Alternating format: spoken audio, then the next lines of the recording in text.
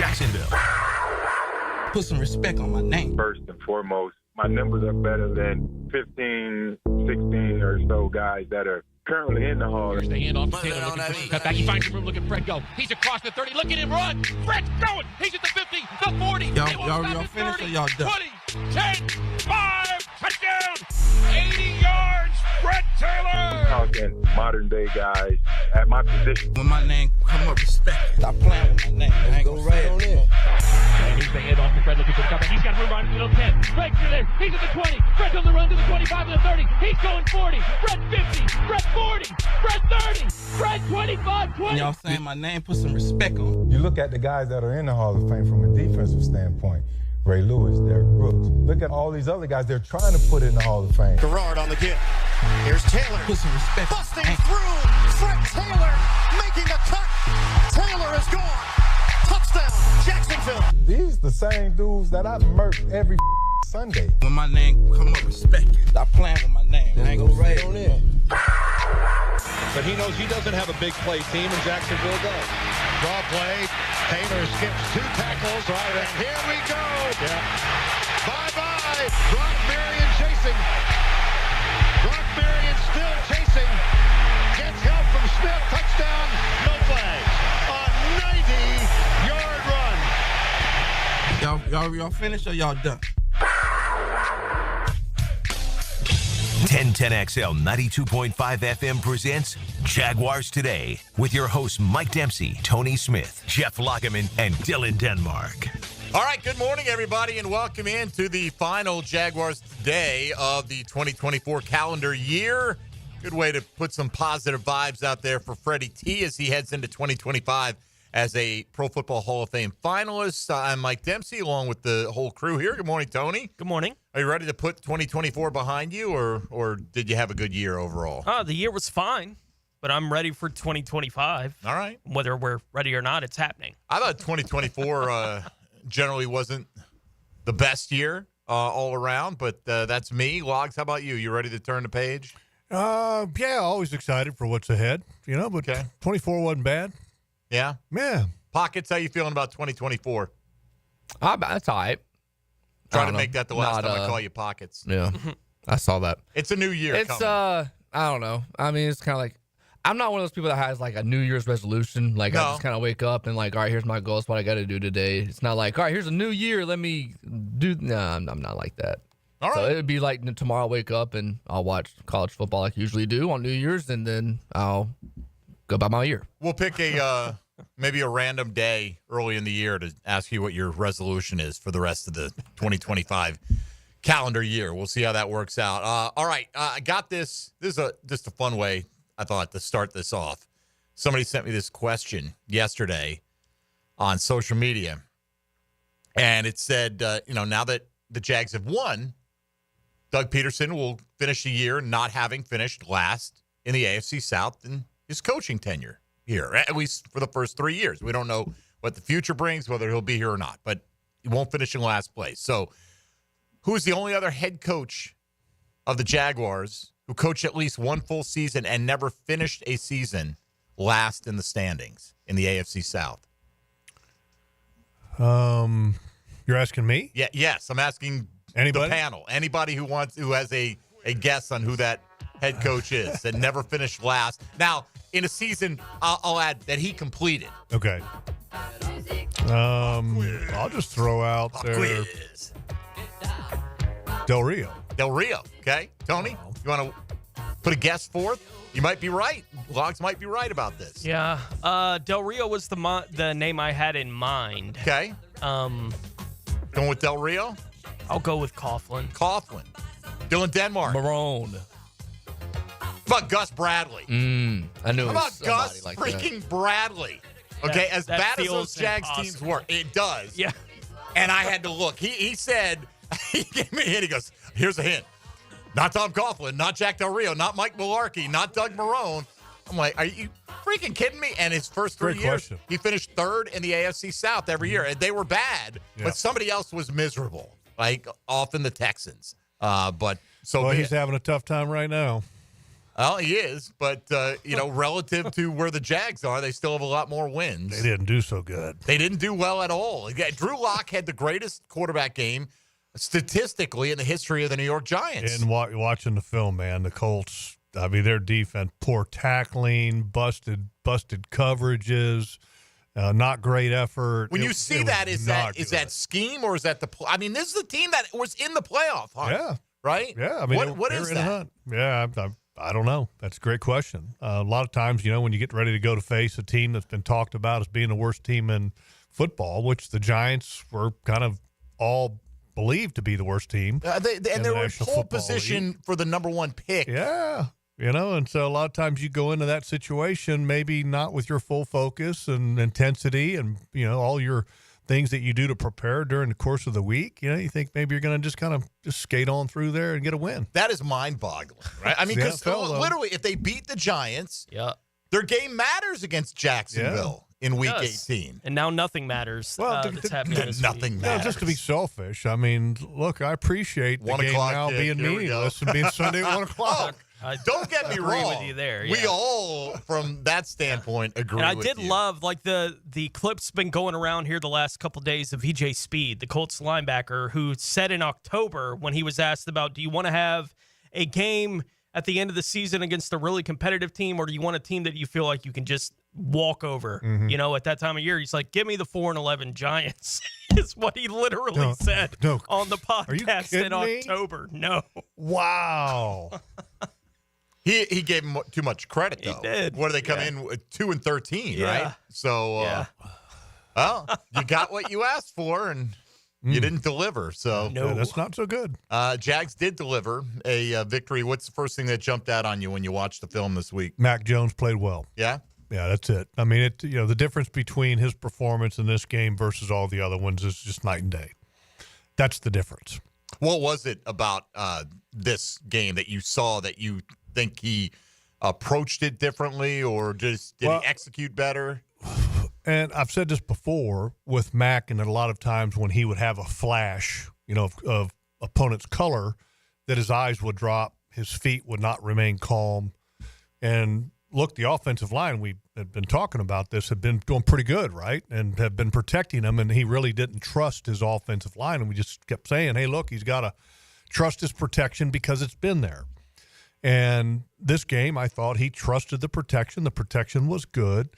In fact, one of the video things that I'm going to do is literally watching Mac Jones's feet. And literally, if you just watch his feet and ignore the throw, you can sit there and go, oh, yeah, that's probably going to be a good throw because you watched his feet. And his feet were calm. He stepped into the throw. He's following through.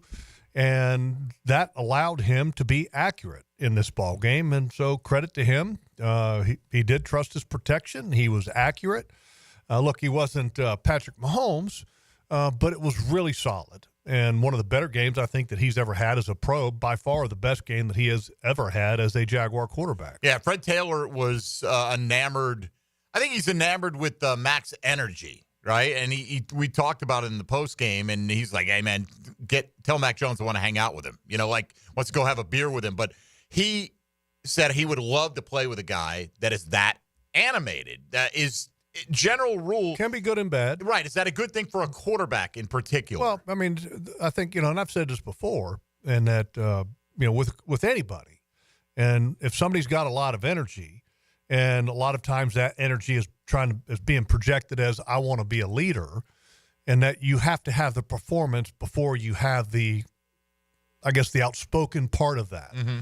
Because if not, then basically your teammates are going to be telling you to shut the hell up. Because don't talk and don't try to lead until you take care of your own house. You know what I mean? But is that how it manifests for him? Like I don't read it like it's him trying to say, follow my example. I just feel like he takes in those moments of joy and just expresses it. That part of it, I think, is great. I think, but when you're trying to motivate your teammates sometimes, which is a lot of that is, you got to be real careful, with that, because performance has to come before all of that. But I love, the energy. I think a lot of times the energy gets in the way of him thinking clearly, especially when he gets on the boundary. You know, he makes another mistake on the boundary. Right. We'll just throw the ball away instead of sitting there trying to be antagonistic towards an opponent when you're at the boundary there. But, you know, look, I appreciate anybody that plays the game with energy because I think sometimes it's hard to find the energy to do so, especially when you're where you are. You know, the team's not very good. You're a backup quarterback. You're trying to find a way to put some good plays together so maybe your resume looks a little bit better and your future destination is unknown. And if he can find a way to have energy, and that kudos to him, you know, and I think which is a great thing. If he has another performance like he had in Week 17 in the final game of the year, he could make millions off of it. You think? I mean, Well, here's why, Mike. I mean, there's what teams do typically when you have a guy who, okay, let's say, you know, look, I scouted you both, you know, and you both really liked you guys. You know, look, like scouting reports were good. We felt good about you. We had you rated high. Hey, look, it just didn't work out that we were able to draft Mike and Tony. You guys went elsewhere and didn't perform well. You know, didn't have the year or career that we were thinking that you would have early on. And then all of a sudden, you guys become free. I'm going to go back. I'm going to look at my scouting report that I had for you guys and kind of rely on that more so, on top of the performance that I've seen. You know, because, you know, the one thing about coaches and general managers and personnel guys, they have this strong belief that they can coach them up. Their scouting report is right. You know, it's just they weren't handled correctly. You know, so he's got a good scouting report. A lot of people felt very good about Mac Jones. And then he also has going for him that New England, the situation there was not exactly managed well because of the multiple coordinators, the lack of experience with some of those coordinators. And so if he can end up finishing this season with two strong performances, people are going to look at that. They're going to go back to their scouting reports. They're going to say, hey, here's where we had him. We liked him. They're going to say, hey, look, he had a tough time in New England with all the different things that Belichick did that really were not favorable for him. In Jacksonville, the first couple games that he played, now he got comfortable. You can see what's happened now that he's got some experience under his belt in Jacksonville. So this game means a ton for Mac Jones, this game in Indianapolis. If he plays well, this could literally make him tens of millions of dollars. What do you see the likelihood being? Do you think he gets the chance to go somewhere? Let's say, again, he plays just like he did against Tennessee. Do you think he gets the chance to go somewhere? I know you can't speak for the other 31 teams, but do you think someone will give him a chance to actually compete for the starting job? Yes. You do? Yes. Yeah, I think somebody would pay him to come in and compete. His performance so far this year, I don't think has gotten to the level of we're bringing him in to be the guy, you know, but I think it. But I mean, as opposed to like saying, you know, a team with a clearly established quarterback saying, hey, we want you to come join us as a high-level backup. Yes. Yeah, to answer the question, yes. I think like, for example, like this past year, you know, if you took last year and then projected it to the future, you know, there's a lot of teams, you know, Carolina was kind of unknown with the young quarterback, Bryce Young. The Raiders had two guys that they brought, or one guy they brought in to compete with a young player. I mean, that type of situation for Mac Jones, I think, could be a perfect type of landing spot for him to come in and compete for either a young player that's there that's established that wasn't a high draft pick, or somebody who is essentially a stopgap holdover that you're trying to make work until you can get a high pick. Yeah, to me, I see, and who knows, you know, I can't speak for other teams, but I think maybe the best case scenario I see, because I think a lot of the teams like that filled their quarterback of the future role in this past draft. A couple more will do that this year. To me, I see maybe the best case scenario being somebody signing him to be the bridge quarterback, to come in, be the presumptive starter to open things up, because like we don't know if Shedeur Sanders will be ready on day one, or we don't know if Cam Ward's going to be ready on day one, that kind of thing. I mean, maybe. Look, the reality is that the better you play, whatever that role is for you in the future. Oh, sure. You know, whether it's brought in to compete, brought in to be hold the position until this young player is ready, whatever that is, even as a backup.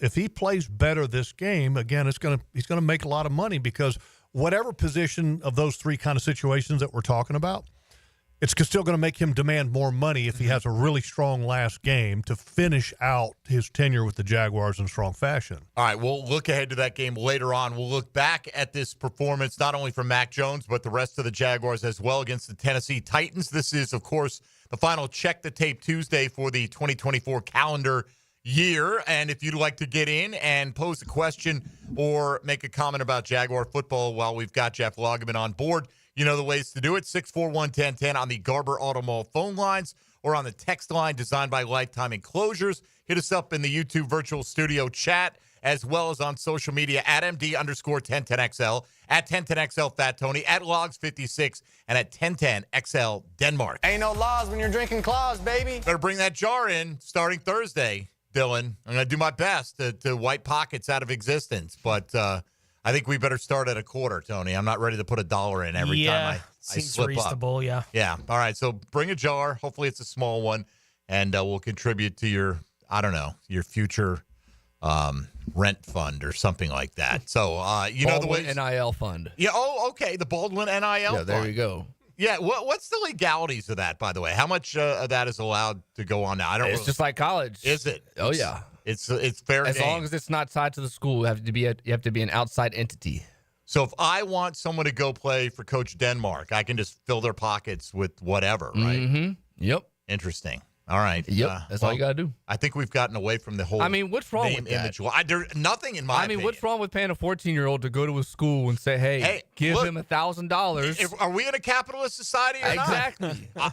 I don't. I mean, look, is it crazy to, does it create a whole other series of problems? Sure, but a lot of things create a series of problems that you got to deal with. So, you know what? It's America, man. If you have a talent, Jennifer Capriati turned pro when she was 13. Nobody batted an eye at that and made a bunch of money in the process. Probably screwed her life up too, but that's beside the point. All right, we got Jeff Lageman in on a Check the Tape Tuesday. Victorious Jacksonville Jaguars will break it down here on 1010XL and 92.5 FM. Jaguars Today. You're at the home of the Jaguars in the Renewal by Anderson Custom Windows and Doors Studios. Proud partner of the Jacksonville Jaguars, who brought the house to their feet. Listen to this place. Universal Roofing Contracting presents the Offensive Player of the Game. Wide open and just what they needed. Experience the universal difference on 1010XL. Open enrollment is here, so it's time to secure health coverage for your family. Whether you need Affordable Care Act plans, dental, or Medicare, visit one of the Florida Blue pop-up enrollment tents near you. They make the process easy and stress-free, with medical and dental insurance you can count on. Plus, listen to this. Based on eligibility, many people pay absolutely nothing for coverage.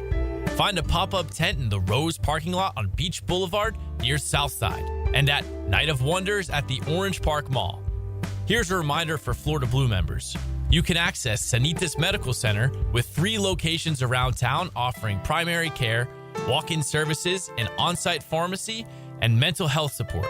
3 Sanitas Medical Centers and 2 convenient Florida Blue pop-up enrollment sites combined for a winning team in Northeast Florida insurance coverage.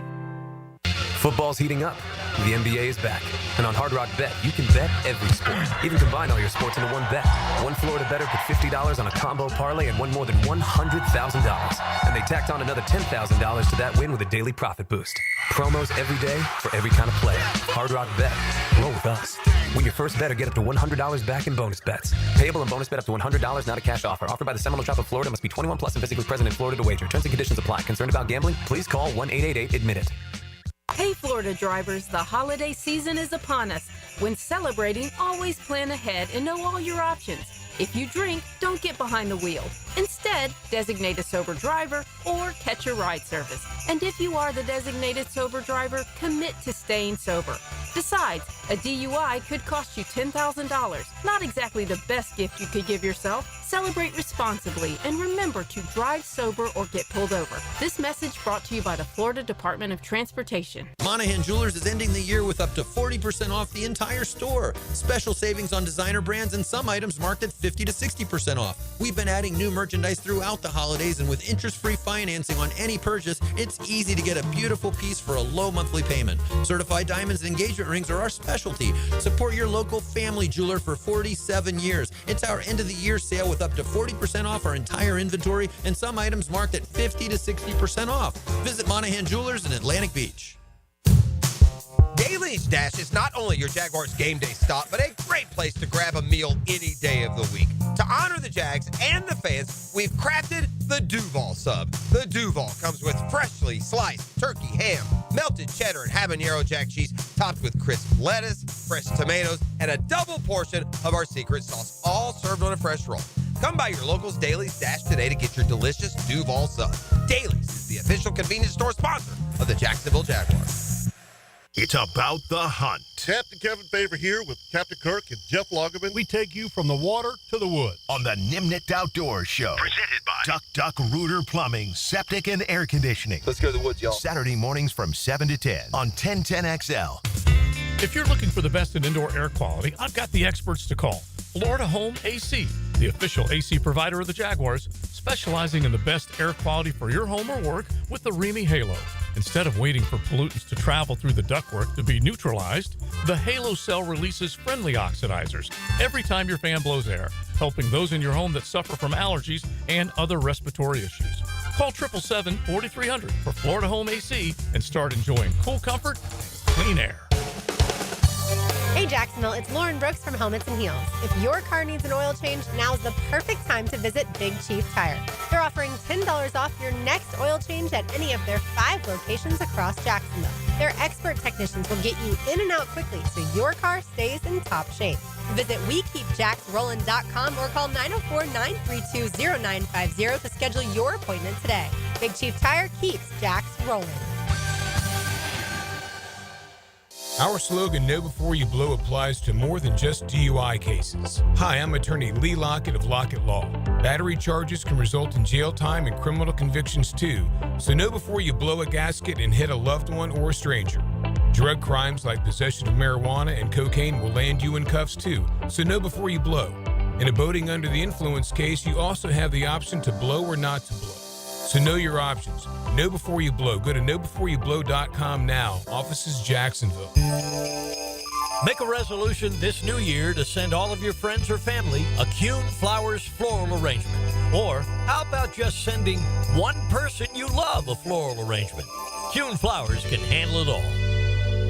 Attention skilled electricians. Are you undervalued at your current company? Time to step up to the bigger projects and better opportunities. Join the team at Miller Electric Company, a trusted name in the industry for over 96 years. At Miller, we tackle the biggest projects in the city, offering not just a job, but an experience, top-notch pay, unbeatable benefits, and the best working environments in the business. Please join the team that values your skills and rewards your hard work. Elevate your career to new heights. Apply today at millercareers.com, an equal opportunity employer. Bud Light and everyone at Anheuser-Busch want to remind you to get home safely every time. People are counting on you on the road and at home. Plan ahead with safe rides and don't forget to hydrate between beers. Bud Light encourages everyone to enjoy responsibly and socialize safely. 1010XL is presented by Farah & Farah, exclusive injury law firm of the Jacksonville Jaguars. Protecting you and your family. Call 396-5555. Jacksonville.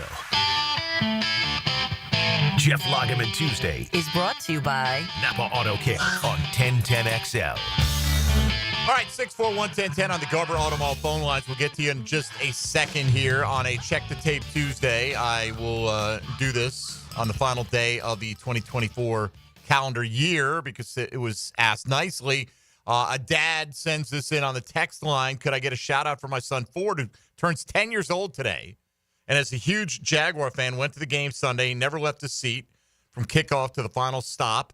Asked if he's rather lose and get a better draft position or win. He said win, quoting, a lot of these players will be back next season. They need to learn how to close out games. Made his dad proud. Yeah, that's great stuff. Okay. And I hope you got him, Dad, you got him a rain jacket sitting the whole time in the game. I assume he was covered something. I hope. Yeah, we'll see. I don't know.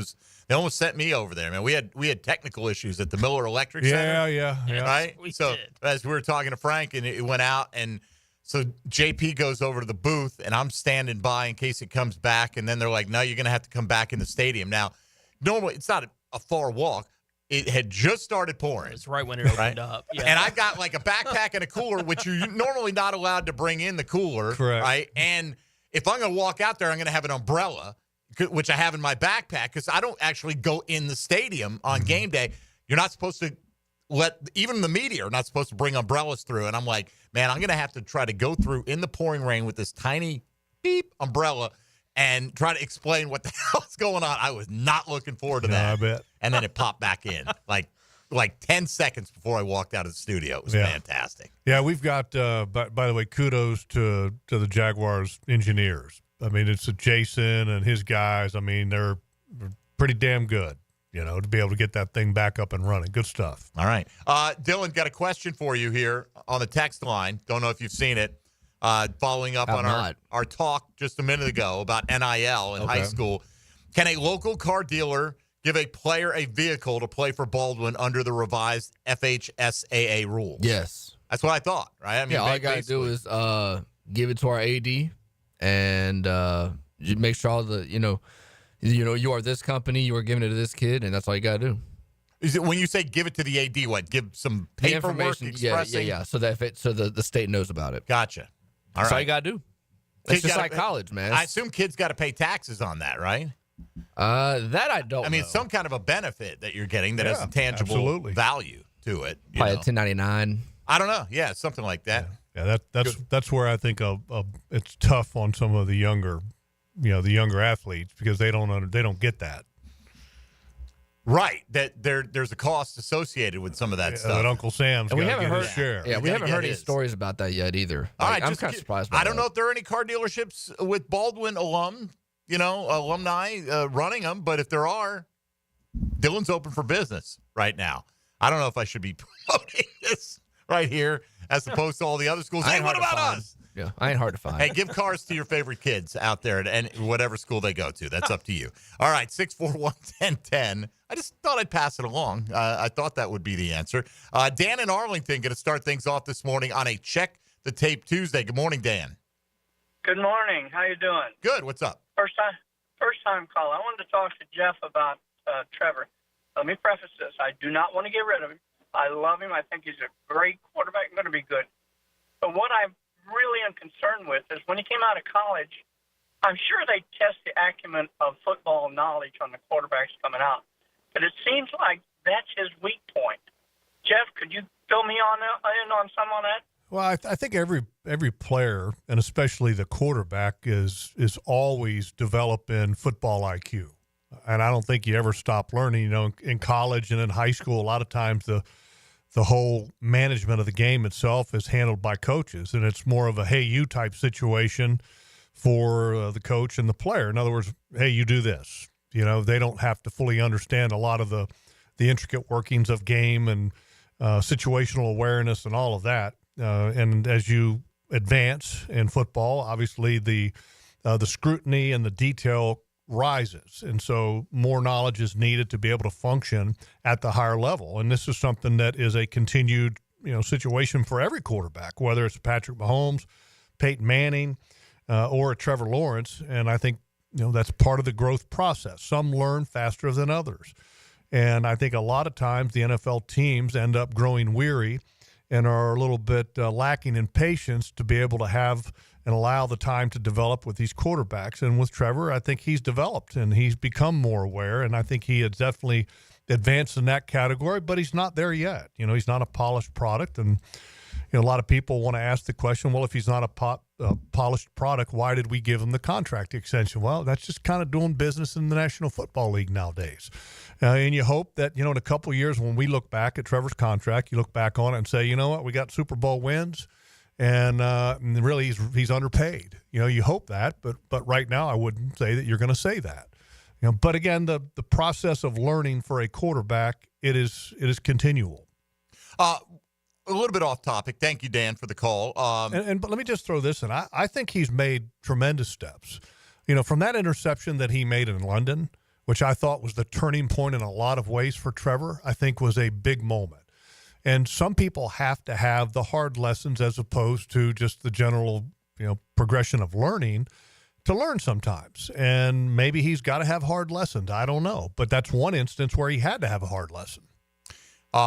Semi-related, but not exactly. Sam Darnold having a career renaissance. He's 27 years old. If you're the Vikings, what are you doing after the season? I'm trying to keep him, but the reality is that somebody else out there may pay him and pay him to be their starter franchise next tag. year. Yeah, you could. I mean, that to me is, you can afford it. Is a no-brainer. Well, you can afford it. Yeah, you're not paying the other guy. Yeah, I mean, the other guy's on a rookie contract, which is, that's not even a factor as far as the money goes. I mean, that makes that a non-factor. I would try to keep him. I think what you're talking about with the franchise tag, but the one thing that you always have to worry about is if you don't have a happy guy on your roster at that position, that's not a good situation to be in. So if you just sit there and say, oh, well, we're going to franchise him, we're going to force him to come back and be our starter until our other guy is ready, that's not going to make Sam Darnold very happy. So you'd rather have a happy player, as opposed to a player that feels like that he's being, essentially incarcerated. Well, but and that's kind of a strong word. I understand, but I'd rather have my asset retained, whether or not that chaps your backside. Maybe you could have played better earlier in your career, and you would have not found yourself in this position. The rules. And by the way, we gave you a platform to make a whole lot of money, and the franchise tag. What will the franchise tag pay a quarterback now? 50? I don't know. Yeah, I mean, it's the average of the top five. Average of the top five, and the top five is all above, right at or above 50. Right. So that would be, and everyone would say, well, that's the starting point for a long-term extension. Let me just on as far as is it at or above 50? When we have seen 41.3, and when we have seen all these contracts, that's kind of the average of the contract. Right. It's the pay of the current year. This year, right. Top five, so it wouldn't be quite 50. Yeah. Like all right. Tony's So saying. 41. Like I'd offer him 3 years, $120 million, $40 million a year for 3 years, and if you want it, that's life-changing money. Yeah, I mean, in a perfect world, you give him a 2-year deal, and then he has an opportunity to, get back to free agency and hit it big again. And but the reality is that it's all up to Sam Darnold. It'd be a better situation to have that than as opposed to putting the tag on a guy. Yes, but I'm not going to let him walk away for nothing. No, I get it. I'm absolutely going to tag him if he looks like he's, especially if they win this week, they go from the 5th seed in the NFC to the 1 seed. It's going to be great in the NFC. It's going to be great. Earn the bye, and Dan Campbell's just a freaking lunatic, man. He's out there. They are so aggressive. It's crazy. They really are. And I get his point. He's like, we can't shut the whole team down in week 17 because you can only deactivate like 6 guys. But yeah, I don't know. There are probably 6 guys I could find that are more key than the others on your team and limit playing time a little bit, but that's not his mindset. And Dan strikes me as one of those guys that the tie and the tiebreaker, like he's like, oh, we'll win that too. Like he strikes me as that type of guy, which would have come into play. I think they would win a tie and a tiebreaker against the Vikings having won that game last night, right? Like I think that gives them the edge if the game on Sunday night ends in a tie, that they still wind up the 1 seed and the division winner. Yeah, I thought that he... And that stuff factors in for a guy that's that aggressive. He's aggressive, like the 4th downs. I mean, he's incredibly aggressive, which is exciting. I mean, it's fun to watch because it's sometimes in a lot of ways it's 4th and 3 with a 3-point lead. Yeah, it hasn't been seen at the beginning of the 4th quarter last night, just across midfield. It's like we're going. You guys know me. I don't stay up to watch Monday Night Football. I stayed up. I watched that one until the end. Dan Campbell to me is must-watch TV. All right, but would you play Saquon Barkley if you're the Eagles in week 7 or week 18? No. And here's why. 2 reasons why. 1, because you're not gaining anything by playing him. And number 2, even if he gets the record, is it really the record? Sure it is. Eric Dickerson did it in 16 games. And OJ did it in 14. Yeah, I mean, it's... And so we still consider Dickerson the record holder. No, I know. But, I mean, for me, that's... I mean, first of all, I think as a coach like that, and I know that Barkley has said that, look, it's up to what the coach says. For me, if I was the coach, I would go to him and say, hey, look, we're not going to be playing all these guys up front, so if you want to play, We'll play you. Well, I don't think he's going to play personally. And somebody made a great point. I heard on ESPN. They said, look, he took him out after he got over 2,000. If they were all about just getting the record, why wouldn't you try to accumulate as many yards as you could in that game when you're already lathered up? Yeah, no, totally get it. Right? Maybe get another 50, and then you only need 50. Yeah, his offensive line is not going to be what it normally would be. But I just think it's interesting. Like, we love Dan Campbell. Hey, go for it. Play all your guys. Oh, no, don't play Saquon. Yeah, but Campbell and that, I mean, Dan Campbell, I mean, in reality, like Tony was saying, there is something to play for there. I mean, Not last night there wasn't. Nothing at all. What? I mean, Tony, just not tiebreakers or anything of that nature? I do not know. Like, that's right. Like, yeah. I mean, a tiebreaker in case we tie. I don't know if that's the case or not. Who have they that's lost what to? I heard last night. Who the Lions I think lose there to? was The some Bucks? very small possible tiebreakers that were at stake last night. Yeah.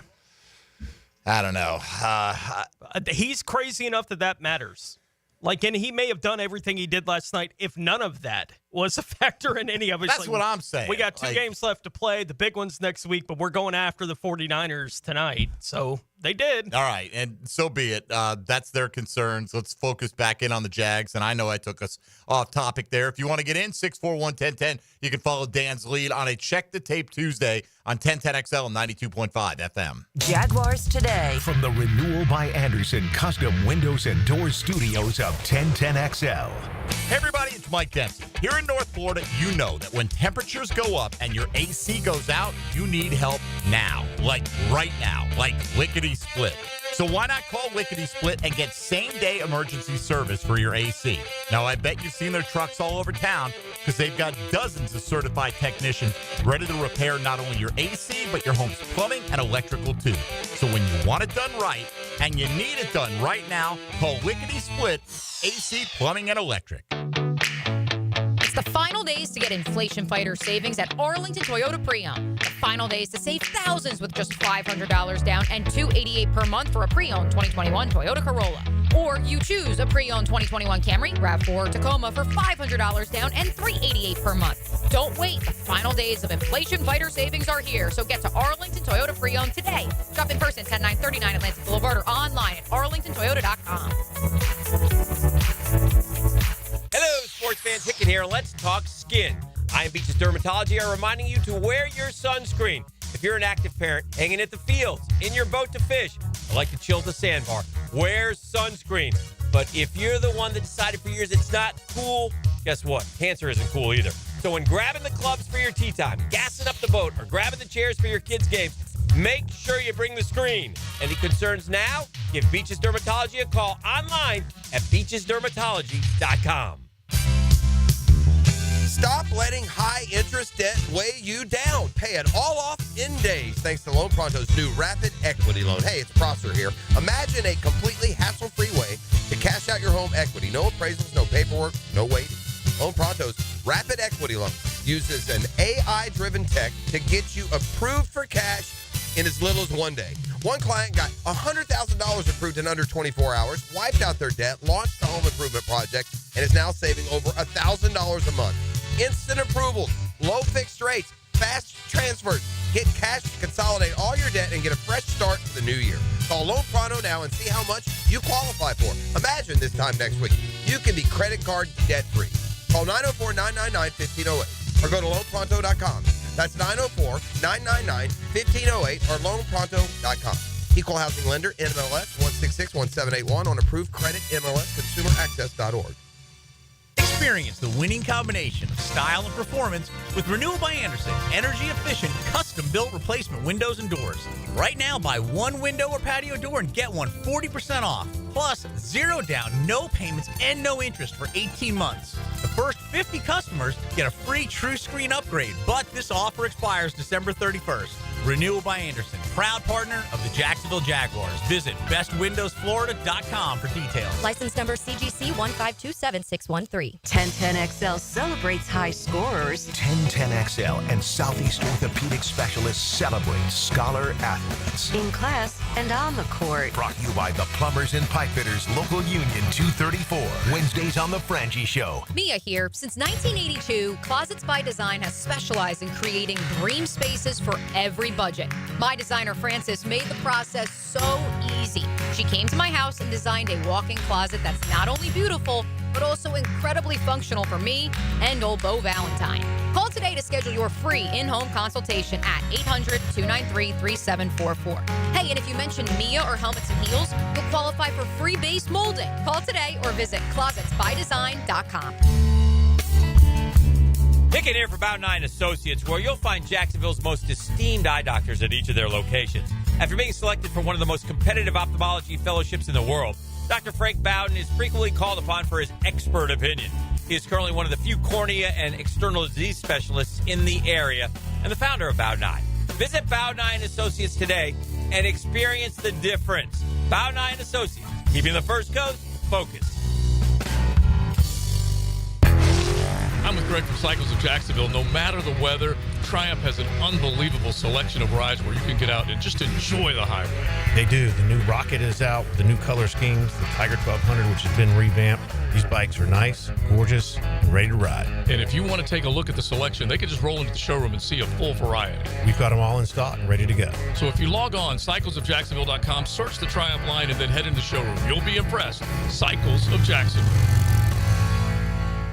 For lost or broken keys or nearly any make and model of vehicle, call 722-1111 for Instant Keys. Instant Keys. You don't have to go to the dealer. Instant Keys comes to you.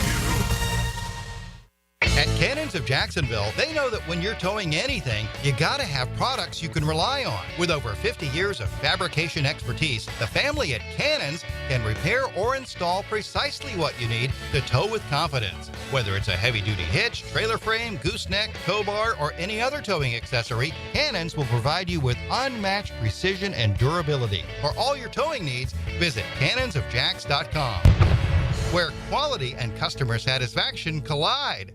Tailgate special alert.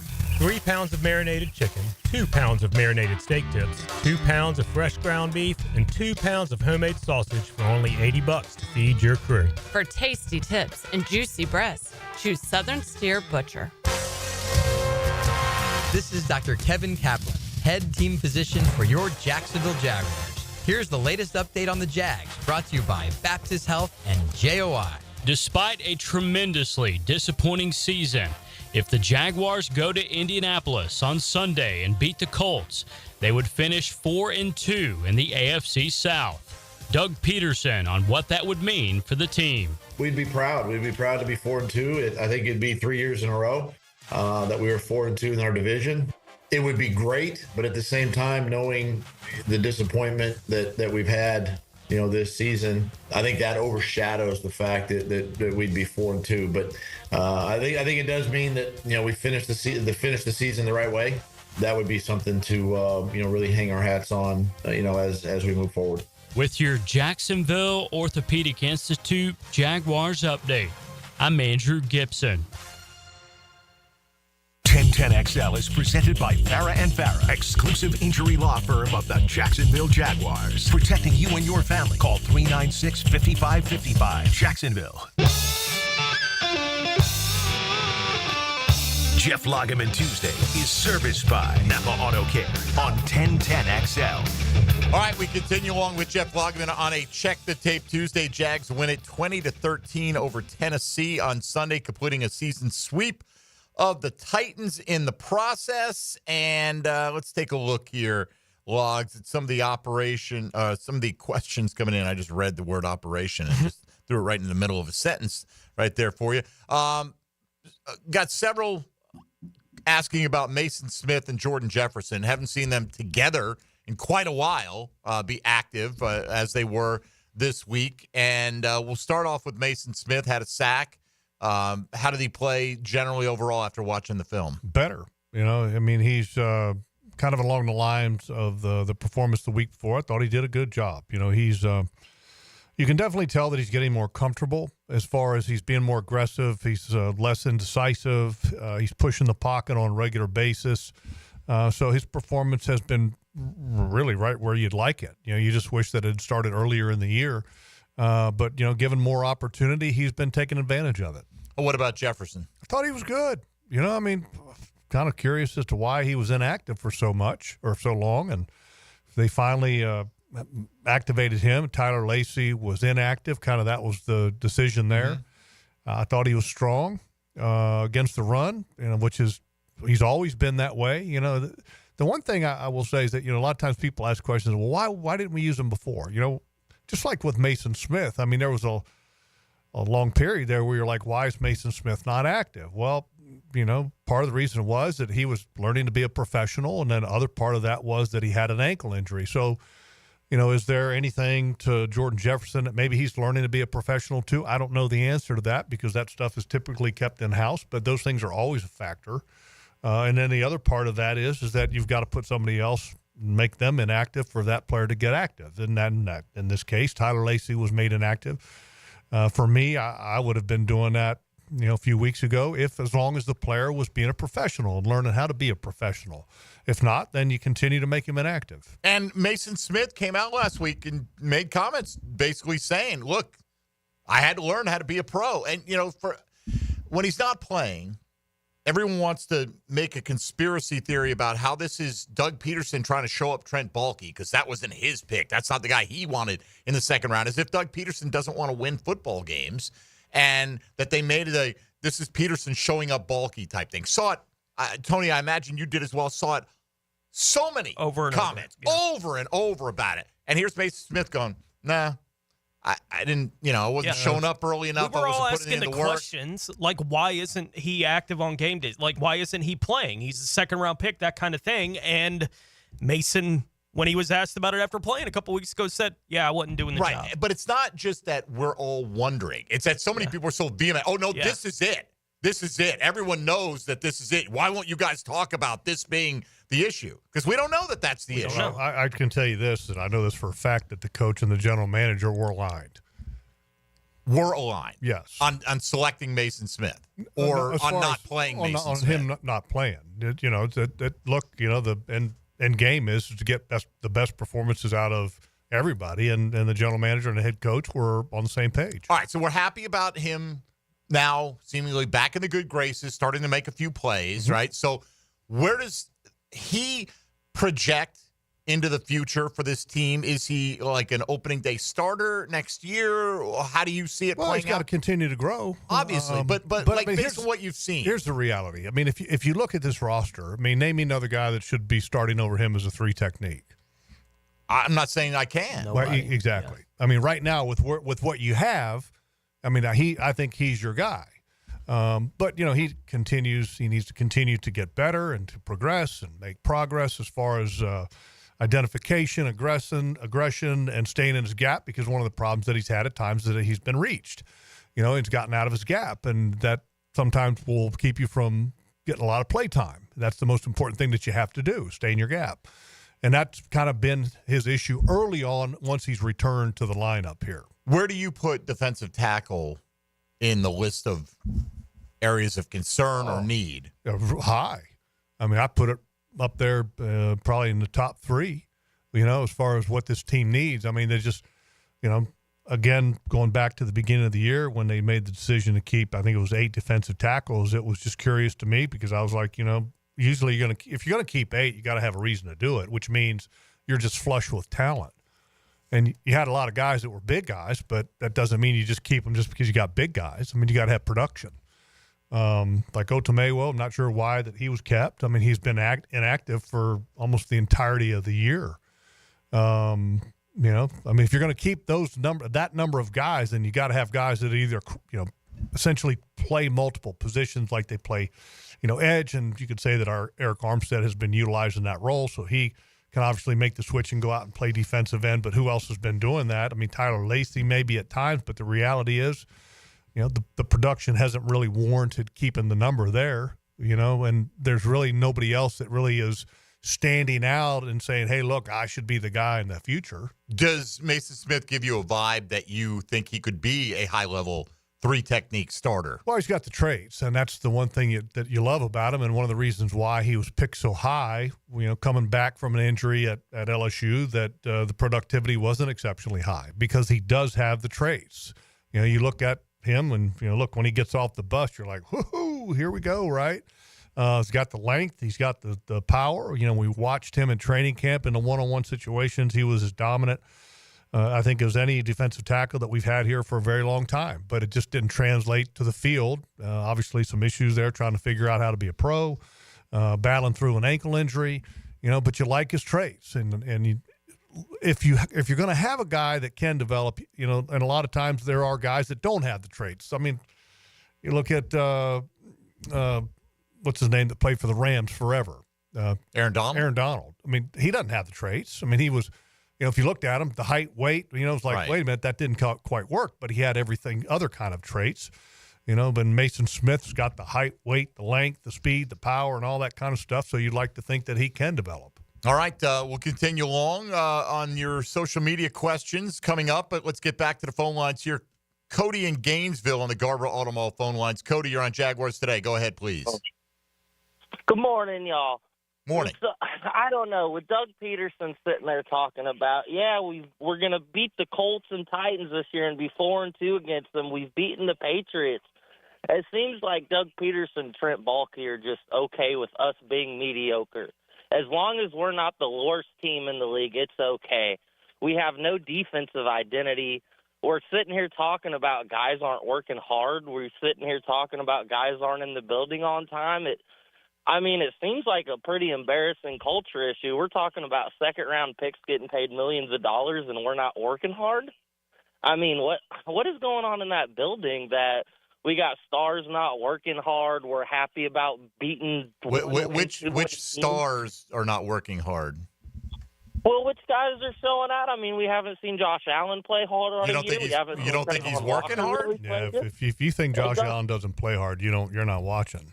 Yeah, I mean, I wouldn't put Mason Smith in the star category. And then we're talking about one guy who I don't think it's that uncommon to have one or two guys in your rookie class have a hard dose of reality smack him in the face that this is the pro ranks now, and some guys don't come in with those work habits. Maybe they got by on natural talent up until this point in their career. I don't necessarily think that's an indictment on the overall culture of the team because you have one guy who needed to figure out how to become a pro. Look, you know, a lot of these guys have come from a culture that, look, you're on scholarship.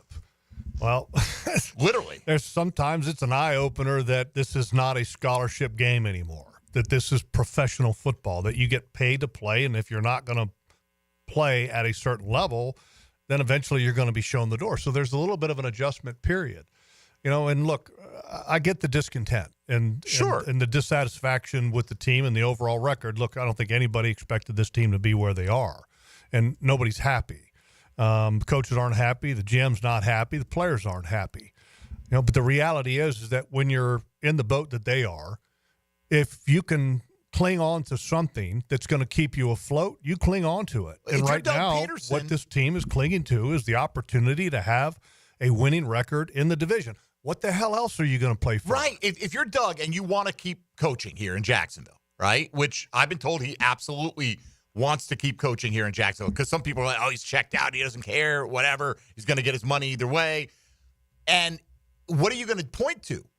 I mean, you don't have a lot of – he's not saying this is the standard that we aspire to. No. He's trying to say, well, if I'm going to make the case for what we've accomplished, it's a short list. Like you said, well, we went 4-2 in the division if they beat Indy. I mean, what else? What do you expect him to do? Go, well, I'm terrible, fire me, right? I mean, he's fighting for the politics of trying to keep his job, or whether or not he keeps it here if he wants to continue coaching in the National Football League. He's going to try to put the best possible spin on it. I don't think that means – I don't read that as Doug Peterson saying, this is good enough. If we get to 5 wins, what a hell of a year. It's kind of – a lot of times people bring money up, you know, and it's professional football. It's professional sports. I mean, money's part of it. Sure. But, I can tell you that, look, the players are not sitting there going, I got my money. I don't care, about the result. I don't care about the culture and everything else. No, I mean, some do. Some of them that have been paid can be in that category. Yeah. Okay, but the majority of them are in the category of, look, if I don't continue to play well, I am not going to have these millions of dollars coming in or the potential to make even more. So when people bring up money, look, money's part of it, but it ain't all of it. All right. Appreciate the call. Look, and that's not to say that we're sitting here trying to pump up Doug Peterson, the job he's done this year with the Jaguars. We're not. I'm just saying, like, what do you expect him to say? Say, hey, man, I should be fired. Like, he wants to continue to work and be in this position that only 32 guys in the world have. And so he's going to try to point to the handful of positives that they have. I don't know what else you'd expect him to do, really, in that circumstance. All right, 641-1010. If you want to get in on the Garber Auto Mall phone lines, you're welcome to do that on a Check the Tape Tuesday. Jeff Lageman's here on 1010XL 92.5 FM. Jaguars Today from the Renewal by Anderson Custom Windows and Doors Studios. Players spend a lifetime building their bodies into finely tuned muscle machines. Obviously, you want your star wide receiver to be in top physical and emotional condition. Listen for the personal injury attorneys Farah and Farah Injury Update. Jacksonville on 1010XL. Hacker here, and for the first time in nearly 20 years, I finally get to have a different resolution. Like most of you, mine was always to lose weight. I'd try something for a few weeks, maybe lose a pound or two, and then give up. Well, I tried. Starting the new year with Awaken 180 isn't a try. It's a sure thing. And why will you stick with it? Because instead of a pound or two, you'll see results right out of the gate. We all need motivation. After my first 3 weeks with Awaken 180, I was already down 30 pounds. Granted, I had a lot of weight to lose, but look at Dempsey. Look at Matt Hayes. Those guys had results out of the gate too. Dempsey dropped 9 pounds his first week. Matt dropped 12 pounds. Regardless of the weight you need to drop, seeing those fast results will motivate you to reach your goal. Guys, girls, losing weight regardless of how many times you've tried is possible with Awaken 180. Make the sure bet and make 2025 the last time losing weight is your New Year's resolution. Online at awaken180weightloss.com. Hi, this is Dave Barker. Want to grow your hair back? IHRS right here in Jacksonville is the only hair transplant clinic in the country that offers multi-unit hair grafting, FUE NeoGraft hair transplants, and the 45-minute effective PRP treatments. Multi-unit hair grafting gave me more hair in one procedure and within my budget. Thank you, IHRS. IHRS showed me what was causing my hair loss and helped stop it. Schedule a free evaluation and find out how to grow your hair back and keep the hair you have. Call 904-777-IHRS. Take the first step to restoring your hair today. Visit hairforme.com. Now my hair will grow for the rest of my life. Thanks, IHRS. IHRS has been restoring hair for men and women for over 30 years. Call now for a free in-person or virtual evaluation.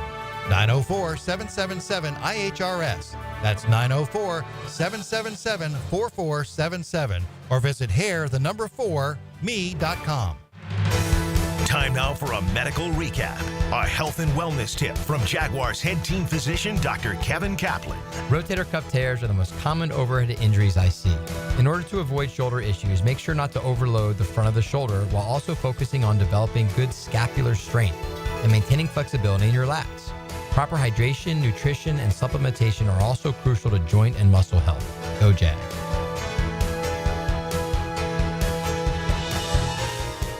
I open the door and take you inside the locker room to get you closer to the field, the players and coaches you care about. Get a look at Hayes' blog on 1010XL.com. My blog is brought to you by Roland Reese Plumbing, where quality and experience count.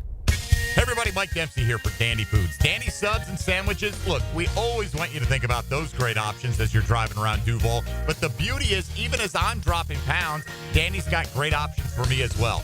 Told you all about their protein packs, delicious salads that they have out there. They have fruit cups for on the go. You know what they have. Veggie snack trays. You can grab those on the go as well. Perfect, healthy snack. Dandy is the name to know when you're on the go. So stop into a Gate store anywhere around Duval and make yours a dandy. And do it today. The flagship station of the Jacksonville Jaguars. WJXL AM Jacksonville Beach. WJXL FM Jacksonville Beach. Have you or someone you care about been arrested or had their driver's license taken away? I'm Susan Cohen, and I work with David Robbins at the law firm of Epstein & Robbins. We are experienced fighters for those charged with DUI and all criminal offenses. I've been named the best DUI attorney in the state, and David has been named the best criminal defense lawyer in Jacksonville. In your battle with the justice system, there is only one thing you need to know. Dial David 24/7 at Epstein & Robbins, 354-5645. Open enrollment is here, so it's time to secure health coverage for your family. Whether you need Affordable Care Act plans, dental, or Medicare, contact Florida First Insurance Group on University Boulevard, an award-winning Florida Blue agency well known for providing superior service. Theo Mitchelson and his team at Florida First make the process easy and stress-free with medical and dental insurance you can count on. Plus, listen to this. Based on eligibility, many people pay absolutely nothing for coverage. Contact Theo Mitchelson and the Florida First Insurance Group today and let your health be their priority. And a reminder for Florida Blue members, visit Sanitas Medical Center with 3 locations in town offering primary care, walk-in services, an on-site pharmacy, and mental health support. SANITAS Medical Center, Florida First Insurance Group, and Sanitas Medical Center, a winning team in Northeast Florida. Bueller Air and Plumbing presents Are You Cool? Today's contestant, a professional stamp licker from Jacksonville, Florida, meet Martin Celery. Oh, gosh. I can't wait to play, Bob. Well, let's move things along. Tell him what he's won, Johnny.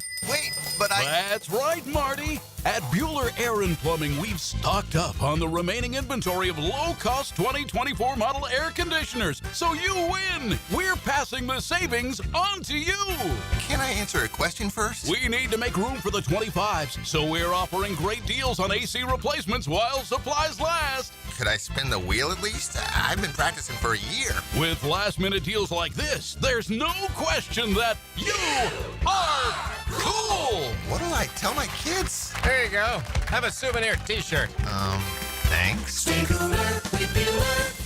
Visit BuellerAir.com. Here's your 1010 XL local sports update, sponsored by Lone Pronto. Georgia head coach Kirby Smart, during his Sugar Bowl presser, explained the reason for his confidence in his replacement QB, Gunnar Stockton. Number one, he makes really good decisions. Number two thing for a quarterback is accuracy. He has accuracy. Decision-making is a skill. Accuracy is a huge skill. Four-star running back Byron Lewis, who originally committed to FSU, revealed why the switch to the Gators. To me, I feel like UF is what everybody envisioned Florida State was supposed to be. UF with them last 4 games, that stretch, it just showed that, Coach Napier was starting to figure it out. Gator Bowl week is underway. The number 14th ranked Rebels held their first bowl practice in Jacksonville on Monday. They'll face off against Duke on Thursday, January 2nd, in their quest to achieve 10 wins. That's your 1010 XL local sports update. I'm Sam Nelson. At 11:01 at 69 degrees, time at 10, brought to you by Bueller Air and Plumbing. Stay cooler, Bueller. 1010XL is presented by Farah & Farah, exclusive injury law firm of the Jacksonville Jaguars. Protecting you and your family. Call 396-5555. Jacksonville. Check the Tape Tuesday with Jeff Lageman is brought to you by Napa Auto Care on 1010XL. All right, getting into hour 2 here on a Check the Tape Tuesday. Jeff Lageman along with us on 1010XL, 641-1010 on the Garber Auto Mall phone lines. If you've got a question or comment about Jaguar football from old Pappy on social media, Jeff, can we get away from wanting to draft another star player and focus on beefing up the O-line and the defensive secondary? I would ask, why not have a star on the O-line or in the defensive secondary? What's wrong with a star player? Perhaps he means an offensive skill position guy. I'll tell you this: if Brian Thomas Jr. Part 2 is available and the Jaguars draft him, I'm all for it. Right? So I'm with you. But and that's not to say we don't need reinforcements on the O-line and the secondary. Right. By the way, there's no more definition of a star player in this draft than Travis Hunter. And he happens to play in the secondary. He is the star player. He's the Heisman winner, two-way superstar in college football. And he goes two ways. Right. He caught 92 catches on offense, and that's not hasn't been his primary position. I think sometimes people confuse star player with more of a offensive skill guy, guy who scores points. Yeah. So and that's fine. But like you said, that 6'5" receiver at Arizona State, who pretty much across the board everywhere I look is projected as a top 10 pick. I don't know about him opposite Brian Thomas Jr. being a terrible thing, if he is as good as advertised, I'm all for great players. So I don't care what the position is going to be. Just give me star players. Right, and we understand the need to there's going to need to be reinforcements on the O-line. But going into 2025, your offensive tackles, you know who they're going to be. Mm-hmm. You know who your left guard is going to be. Right. Mitch Morse is under contract for one more year. Right. You think you'll squeeze another starting year out of him? Maybe. Okay. I mean, he's not going to get beat out by Fortner. Right. So, I mean, it's possible they draft the center of the future. Maybe. At some point. Yeah, Possible. maybe. That's what I'm saying. Maybe. Brennan Sheriff, seen his last days after next week here in Jacksonville or not? No, I thought he's had a really good year. You know, I mean, I'm a big fan of you let the addition do the subtraction. You know what I mean by that? And if you find a better guy to push him out. If somebody comes in and they're better and they beat him out, then okay, then he beats him out. And then you can maybe do something with Brandon Sheriff at that point. But look, when he what I love about him, he's consistent. He has had, I think, arguably his best year yet as a Jaguar. He's a leader, tough as nails, dependable, available. I mean, all the characteristics and traits that you want to have with an offensive lineman, he's got them. Okay, so all that being said, then how much? I don't know what his pay is for next year. Maybe you can pull. Sure, that up, we'll dig it up. But I mean, I'm not factoring that in. Forget the pay. Just right. I'm talking about the level of play. Yeah, right? Level of play that he's been at, he's absolutely bringing back. All right, but he is a year closer to the end. I think the only reason that you don't think about it and people want to bring him up as to not coming back is because age, number one, and then money, number two. And look, his play is still there, so age is not a factor yet. And I don't know what kind of impact his pay is at, but the player, the person, the player, bring him back. And again, I like subtraction when you have the addition first. His contract's up. So good for him. He's 33, going to be 34 in the 2025 season. Is he how does he factor in? Do you try to bring him back on a short-term deal? See what the number is as a placeholder. See what the number is, but then again, he may just say, you know what, I'm going to go spend some time in a deer stand. He might do that too. He might be done. So, if the best player on your board is an offensive lineman, and you would obviously, Will Campbell at LSU is projected to maybe move inside for some teams. Okay. He plays tackle, also playing inside, 6'6", 320.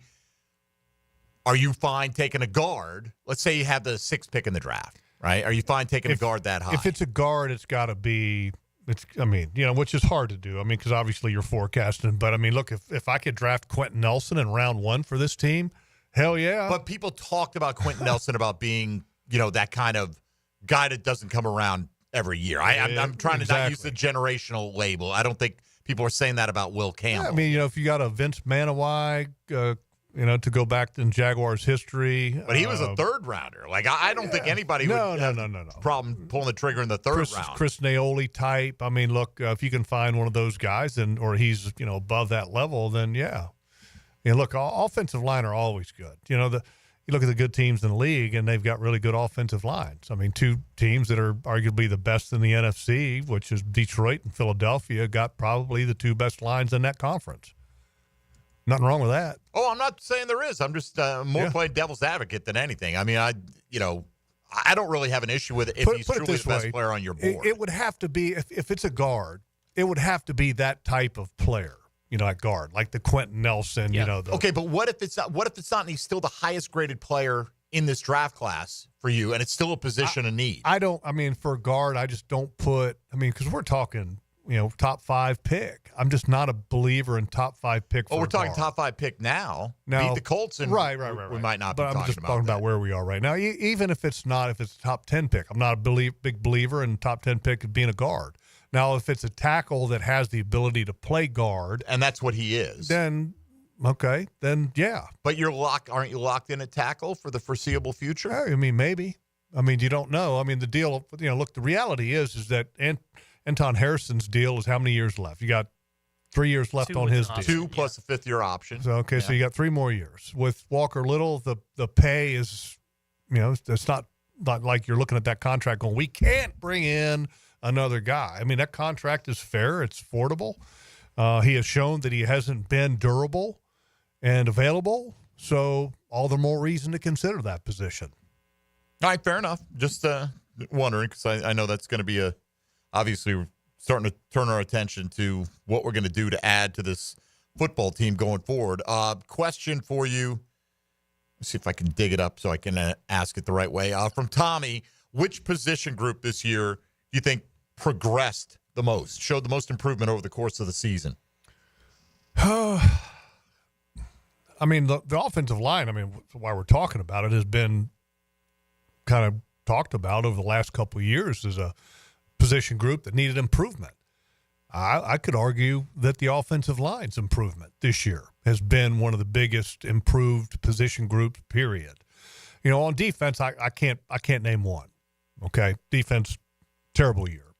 So it's got to lie on the offense. The running back room has not given you any kind of drastic improvement. Bigsby's been better, but the fumbling issue still kind of is there. The tight end group, the emergence of Brenton Strange has been great, but the injury to Evan Ingram, or should I say injuries, has kind of kept that position group out of the running. The wide receiver group, you could make a case for Brian Thomas Jr., but again, the injuries to everybody else has probably brought that down. So I would say the offensive line group.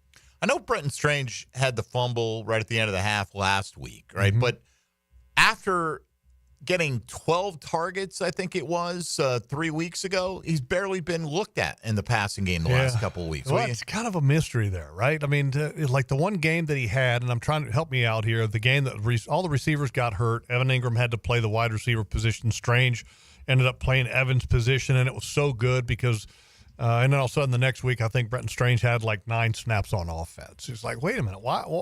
How does that happen?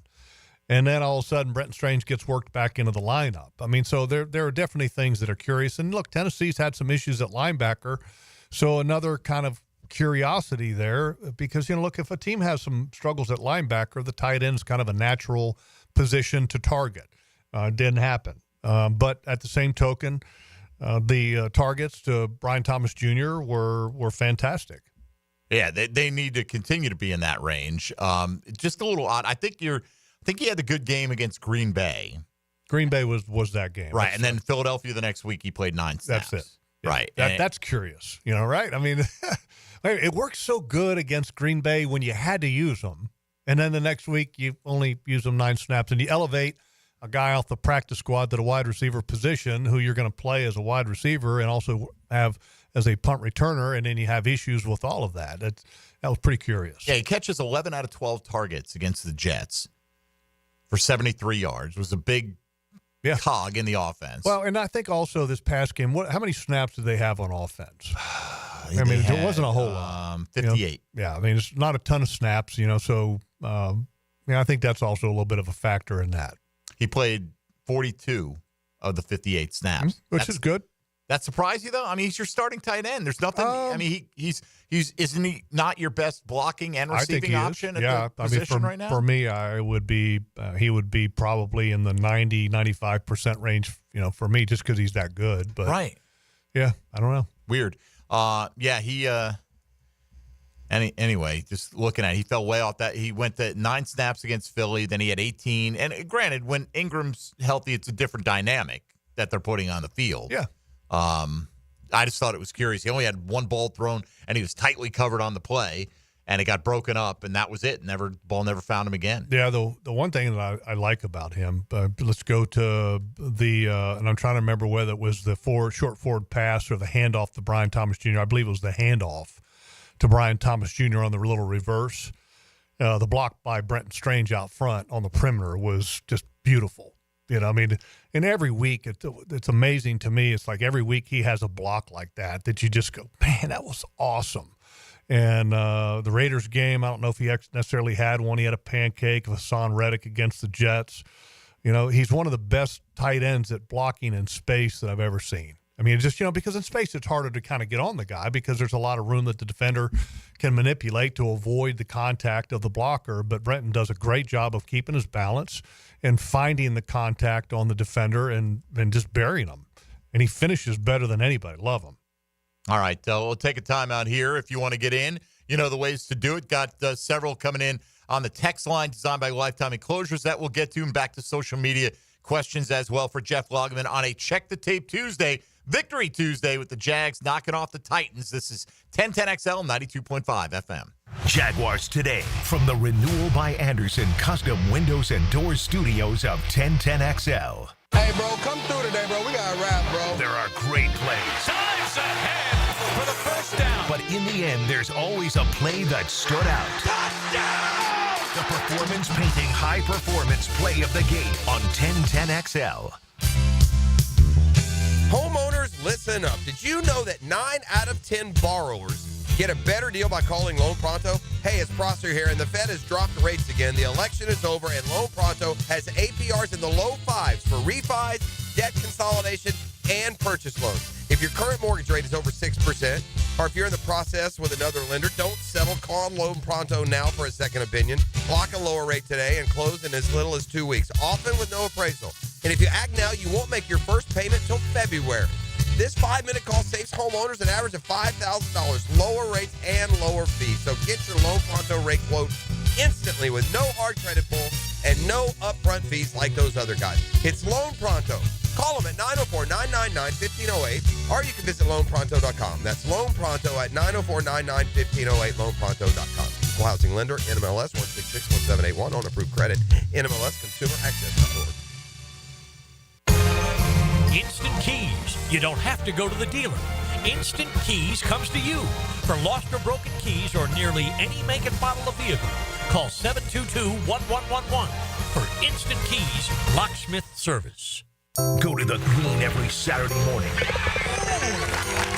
Happy learned how to putt. And get golf tips and talk to help make your golf game more fun on the Edwin Watts Golf Hour. Saturday morning at 10 on 1010XL. Mia here. Since 1982, Closets by Design has specialized in creating dream spaces for every budget. My designer, Frances, made the process so easy. She came to my house and designed a walk-in closet that's not only beautiful, but incredibly functional for me and Beau Valentine. Call today to schedule your free in-home consultation at 800-293-3744 or visit closetsbydesign.com. And be sure to check out their end-of-year sale, including 18-month special financing. Closets by Design. Bull riding. The perfect fusion of strength, skill, and pure willpower. Professional bull riders aren't just athletes. They're daredevils with cowboy souls. Come experience the true modern West, where 8 seconds of glory will create a lifetime of memories. It's the Michelob Ultra PBR Jacksonville at ViStar Veterans Memorial Arena, February 22nd and 23rd. Tickets available at Ticketmaster.com and PBR.com. Hold on tight. The ride of your life is about to begin. Mia here. When it comes to roofing, whether it be shingles, metal, or most repairs, there is one name that has protected your home since 1999. Pro-Jax Roofing. Serving all of Northeast Florida, Mike and his guys have been repairing and replacing roofs for 25 years. Need insurance help? Mike's team can help. Raised in a military family, Mike provides great attention to detail with unparalleled quality and workmanship. They also have warranties, so you can have peace of mind. Call Mike today for a free estimate or online at ProJaxRoofingFL.com.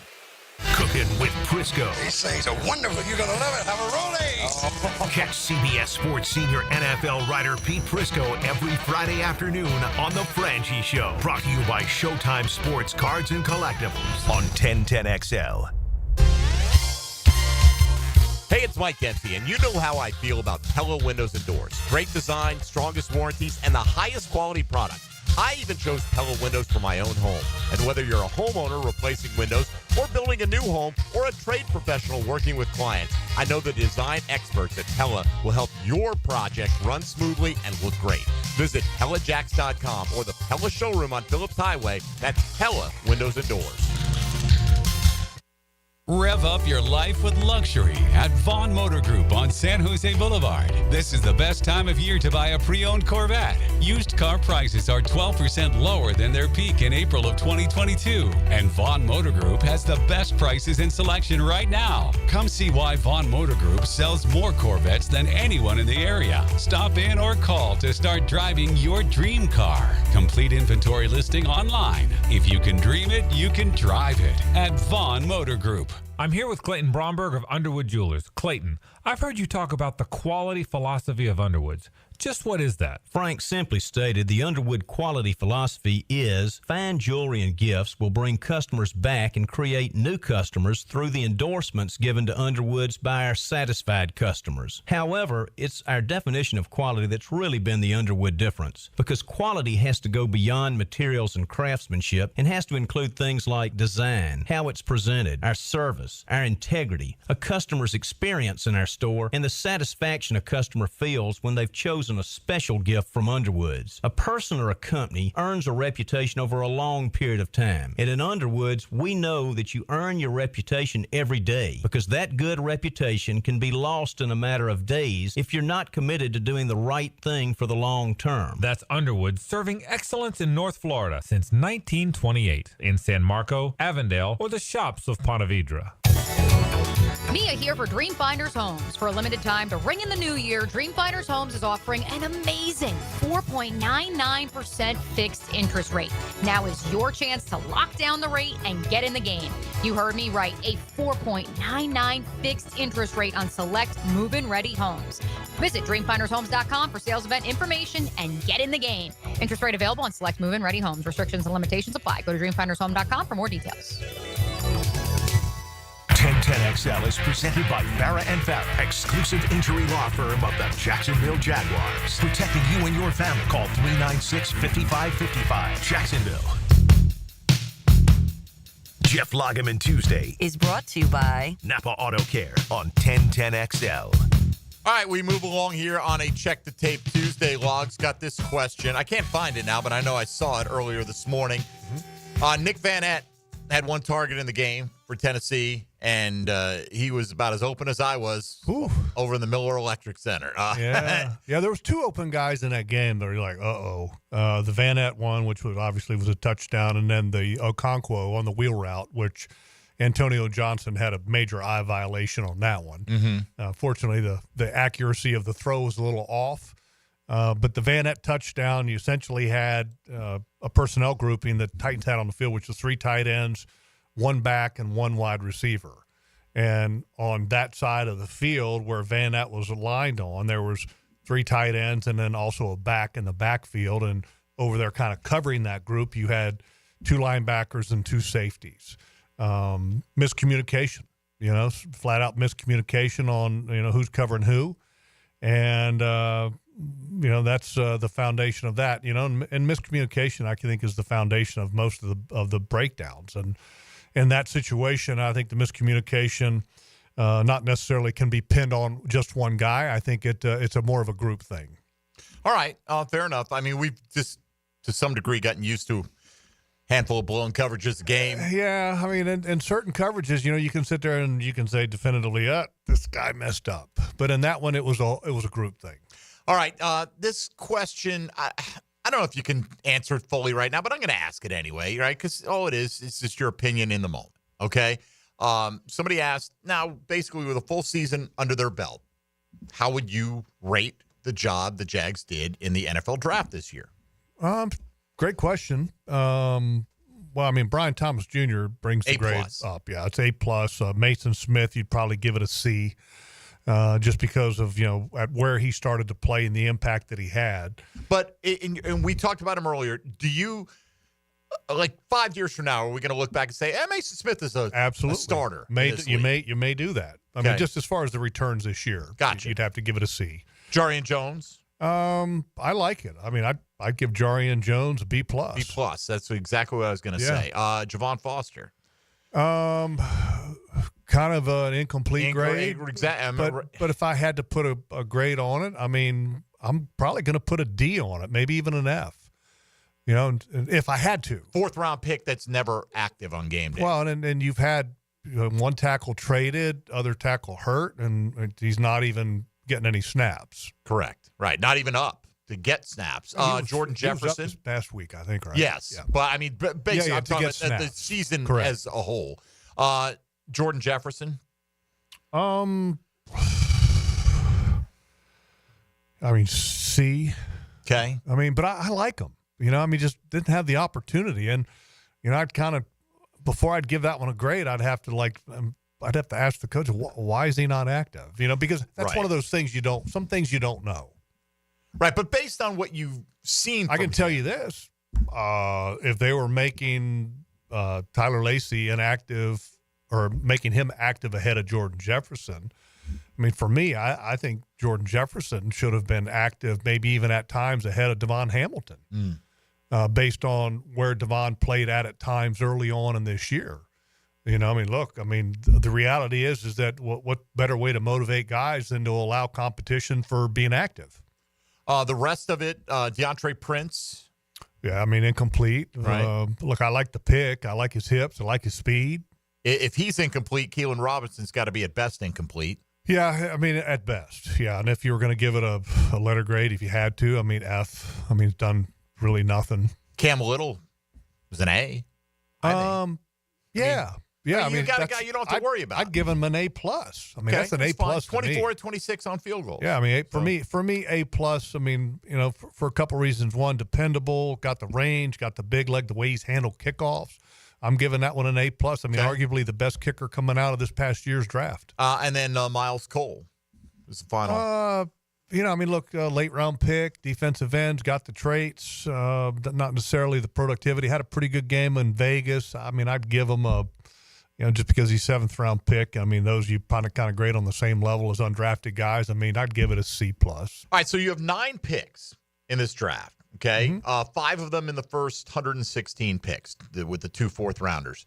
How many starters? You want 9 starters, right? But that's not realistic. How many starters would you expect to get out of that? Well, typically in the draft, you're looking at 1st and 2nd round picks, immediate starters. And then 3rd round pick, you're looking at a guy that's what you call a developmental starter. Same thing with your 4th round pick. That's kind of how you look at the draft. At least most people should look at the draft or do look at the draft in that fashion. Well, you got a star in round 1. You got a guy that hasn't forced his way into the starting lineup in round 2. But you feel good about it, right? You're feeling good about it now. Okay, heading in a better direction, but he hasn't become that yet. Jarian Jones is exactly as you described him. Starter in round 3. Right. Because I consider the nickel as a starter, by the way. Foster and Jefferson, very little impact this year, at least. Prince, Keelan Robinson, the 5th round, very little impact this year. Little, excellent. Miles Cole, very little impact. So overall, what is your gut? I'm not adding them all up and averaging them out. Just what does your gut say? If I had to give the draft an overall grade, yes. I'd give it a B+. Because of the presence of Brian Thomas? Well, Brian Thomas Jr., Cam Little, I think you feel good about some of the traits of your 2nd round pick.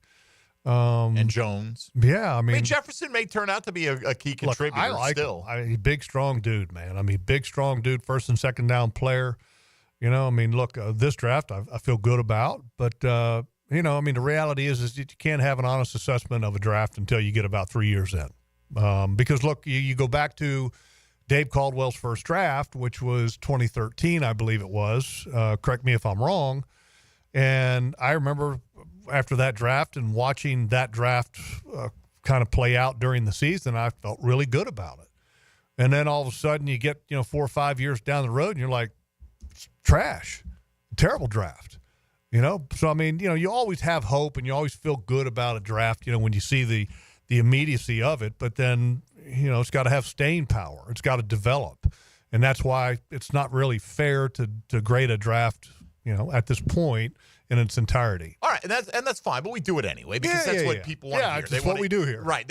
Well, you do it immediately after the draft. You do it, we're a year in, and all right, so 4 years. 2021 draft. Let's do it. Okay? Trevor Lawrence. Yeah. Okay? Travis Etienne. Tyson Campbell. Walker Little.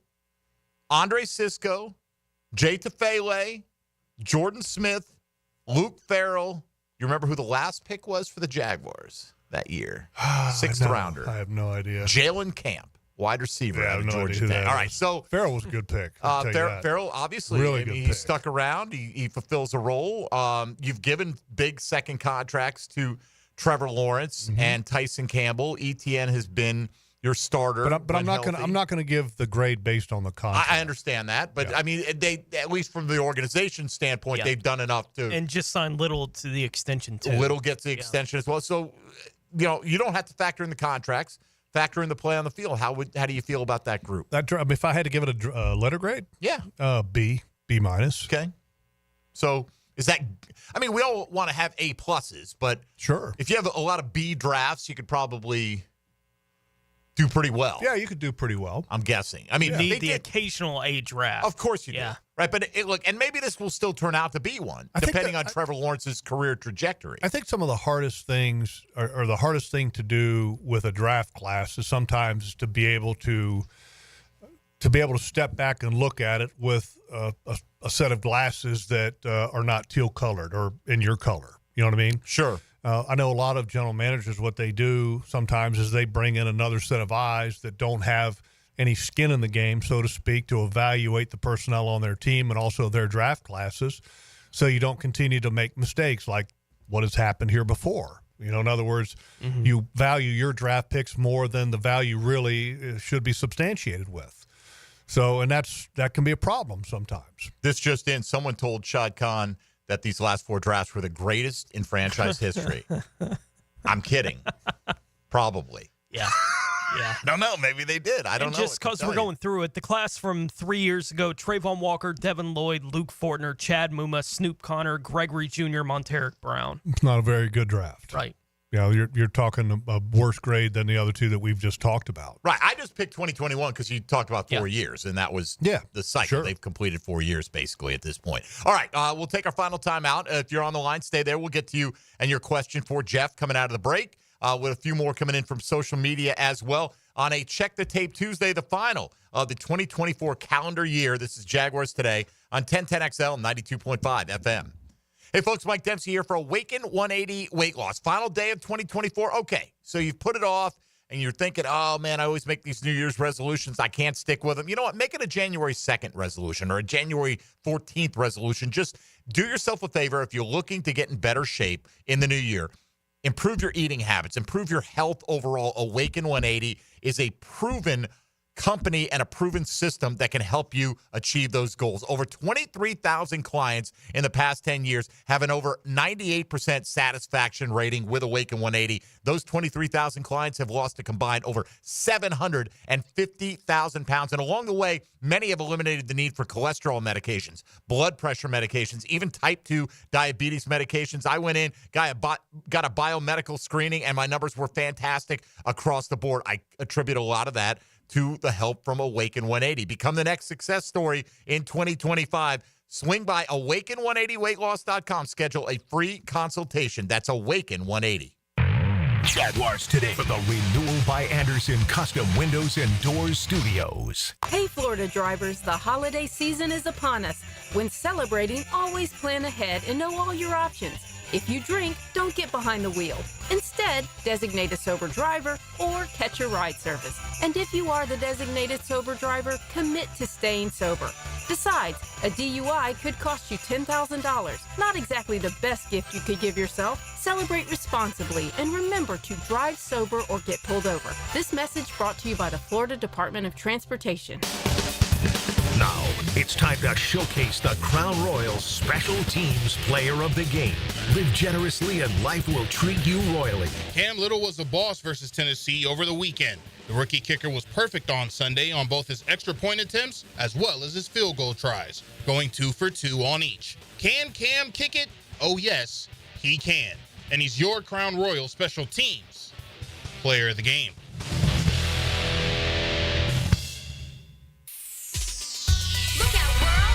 Strong. The future's here and we belong. She can stand, she can do more. Like build a rocket and watch it soar. Or clean the oceans and make the world a better place. Oh, she can stand, so can you. Find a cure, invent something new. There's no challenge in the world that she can't face. She can STEM. Learn more at She Can STEM. A message brought to you by the Ad Council.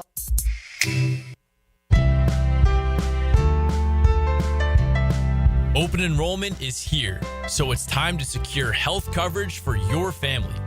Whether you need Affordable Care Act plans, dental, or Medicare, visit one of the Florida Blue pop-up enrollment tents near you. They make the process easy and stress-free, with medical and dental insurance you can count on. Plus, listen to this. Based on eligibility, many people pay absolutely nothing for coverage. Find a pop-up tent in the Rose parking lot on Beach Boulevard near Southside and at Night of Wonders at the Orange Park Mall. Here's a reminder for Florida Blue members. You can access Sanitas Medical Center with 3 locations around town offering primary care, walk-in services, an on-site pharmacy, and mental health support. 3 Sanitas Medical Centers and 2 convenient Florida Blue pop-up enrollment sites combined for a winning team in Northeast Florida insurance coverage. Find Florida Gators basketball on 1010XL. Brought to you by Renewal by Anderson, the official window and door replacement partner of the Florida Gators. And by Farah and Farah, exclusive injury law firm of the Jacksonville Jaguars. The best teal-colored coverage includes Mia's quick hits. Get the latest news from inside the building and around the league. I'm Mia O'Brien, 1010XL's NFL Insider. Driven by Arlington Toyota. Available on the video and social channels of 1010XL. Cigar smokers, All-Pro Lyman Leon Cersei here for my favorite spot, Cigars International. The Cigars International Superstore is now open at the Town Center, a massive 6,200 square feet with over 600 cigar brands. A full-service bar and indoor and outdoor lounges with flat-screen TVs. Give their old-fashioned a try. It's the best that I've ever had. Follow on social for holiday specials and events. Cigars International is now open at the Town Center.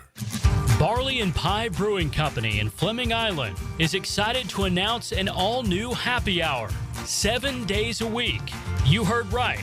Every day from 3 until 6 p.m. and again from 9 until close. Barley and Pie has deals you can't resist.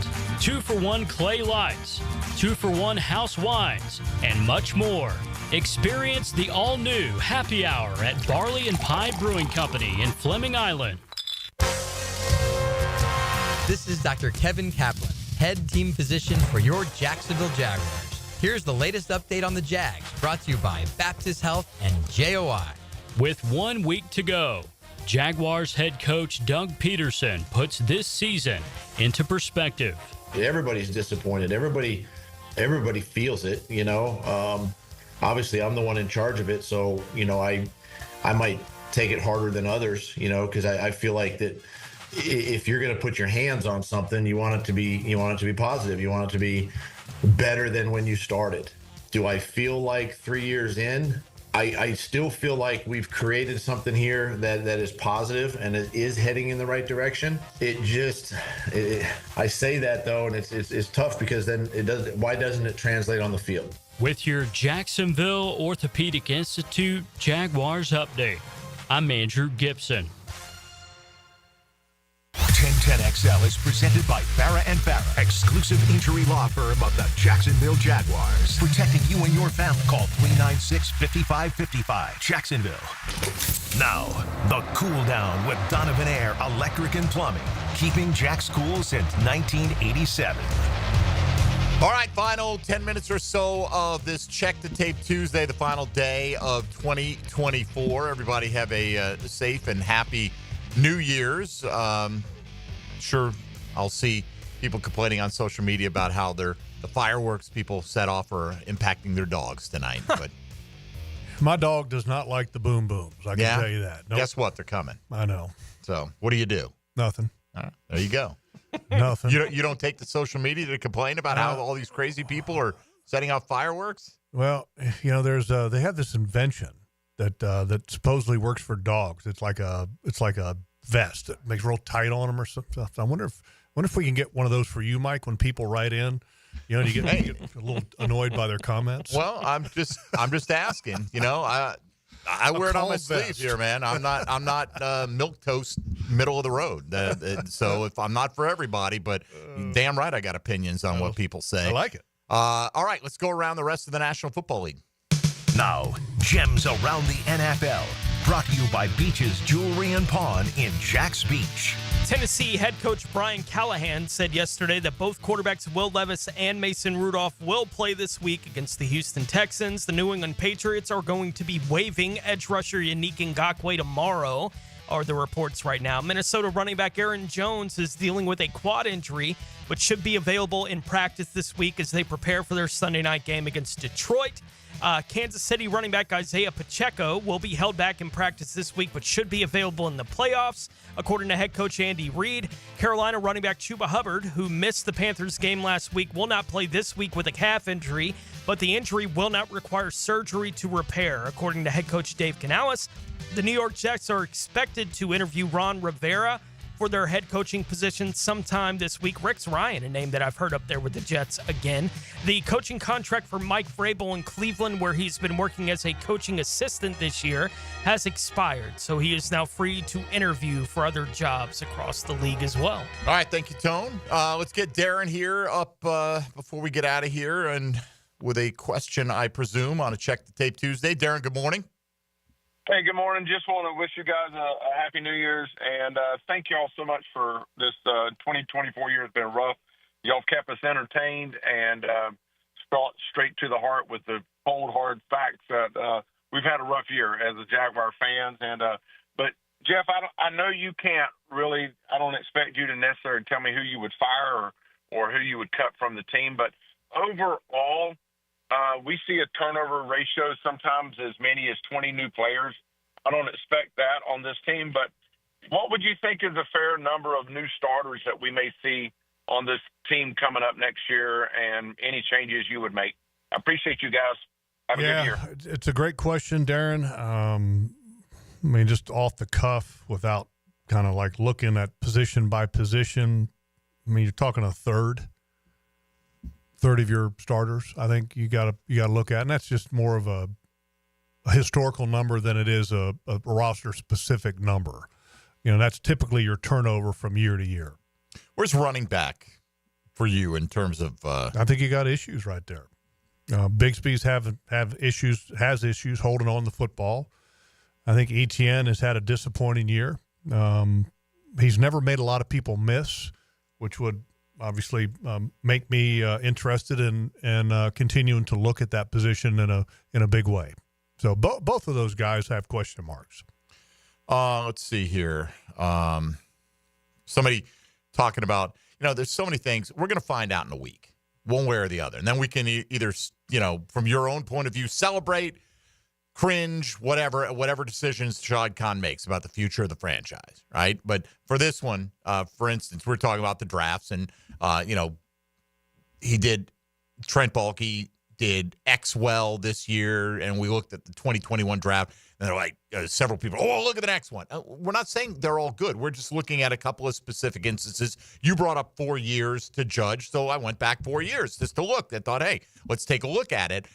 So then somebody goes, well, you got to combine it with free agency. No one's making the case here. No one's acting as Trent Baalke's agent. But at the same time, I think, clearly hit a home run with Brian Thomas Jr. Mm-hmm. Traded back twice and got Brian Thomas Jr. That's phenomenal. Phenomenal job, what he did there. All right. So, and then they conclude by saying, and yet Baalke is supposedly safe. Like, based on what? Based on whom? The only one guy knows if Trent Baalke is safe or not safe, and he ain't talking. At least not yet. Not yet. Right. We don't know if he will. Right. If I had to guess, I think he's going to make a change in the front office. I think when you get to this point, the reality is that there's a lot of unknowns, and from a coaching staff, player standpoint. That's on people's minds. This is their livelihood. This is their families are here for a reason, and I think the unknown creates a lot of anxiety. And that's not easy to deal with. And that's the one thing I think that's very difficult when you're a coach or when you're a player sometimes, especially one who doesn't have a contract and doesn't know what the future is going to hold.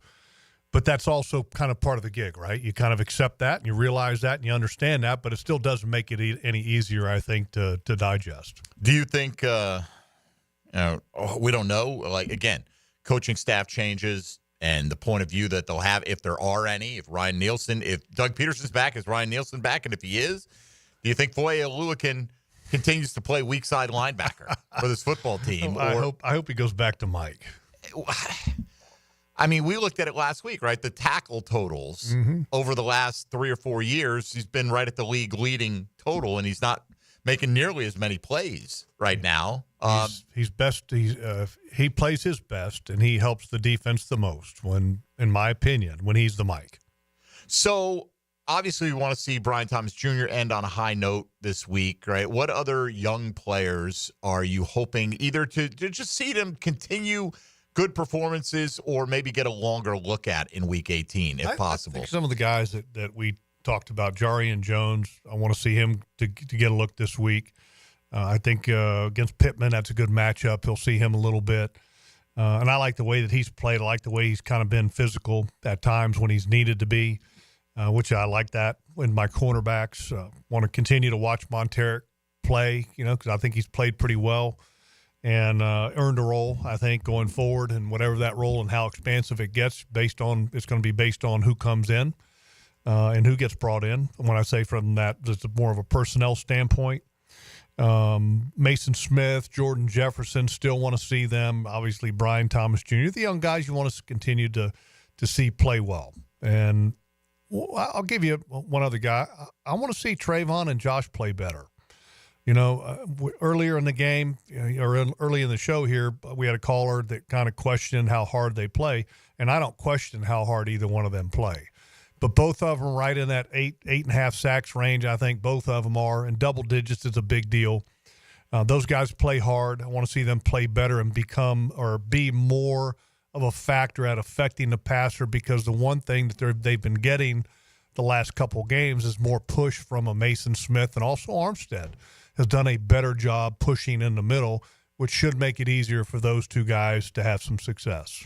We asked you earlier which position group progressed the most this year, and you felt offensive line, maybe tight end in that category. All right, so you have to pick one position group. Which one went backwards or failed to meet your expectations the most?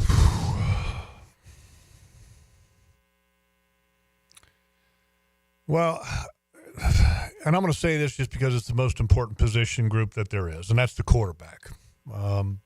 And when I say this, it's twofold. One, because Trevor, when he played, we didn't see where we wanted him to be, and then also the injuries continued to impact it, and also his lack of availability, which was to no fault of his own, I think was disappointing. And then the performance of Mac Jones up until Sunday was disappointing. So, I mean, just off the cuff, I would say that.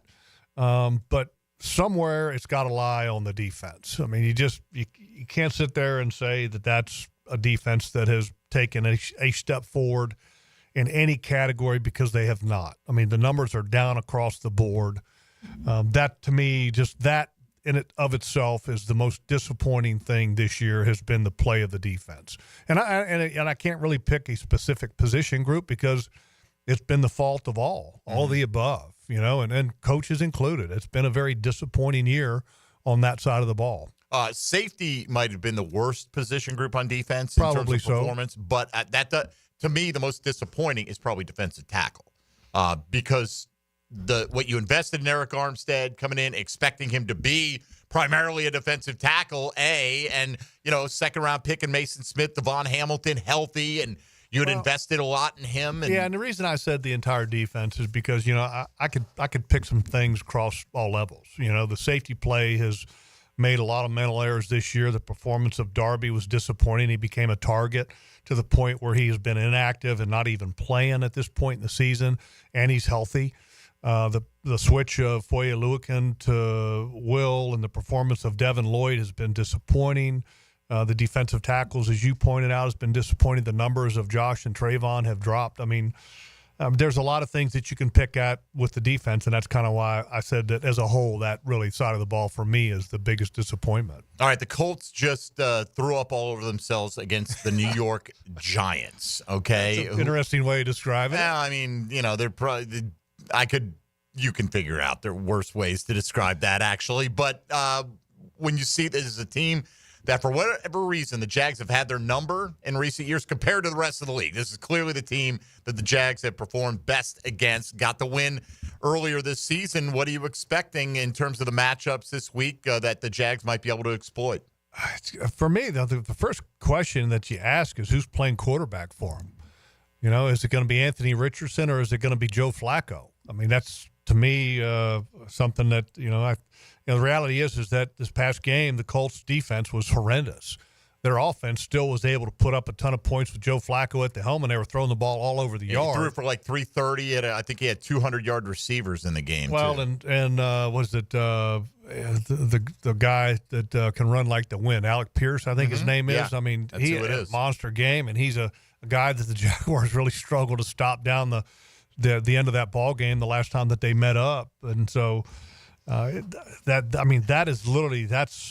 one of the biggest question marks in this game, and I think a lot of my thoughts and feelings are going to be based upon that. If it's Anthony Richardson, can the Jaguars stop the run enough with Anthony Richardson and Jonathan Taylor? And if it's Flacco, I'm hoping for Anthony Richardson, because the Jaguars have had so many issues in the back end.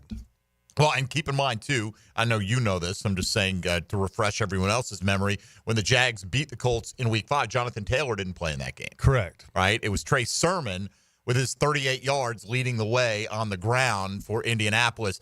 I don't know if anyone has noticed, Jonathan Taylor is a little bit hot right now. Bit of a streak. Over the last Pretty couple good. of weeks. They got a good offensive line, too. I mean, look, they're playing well up front.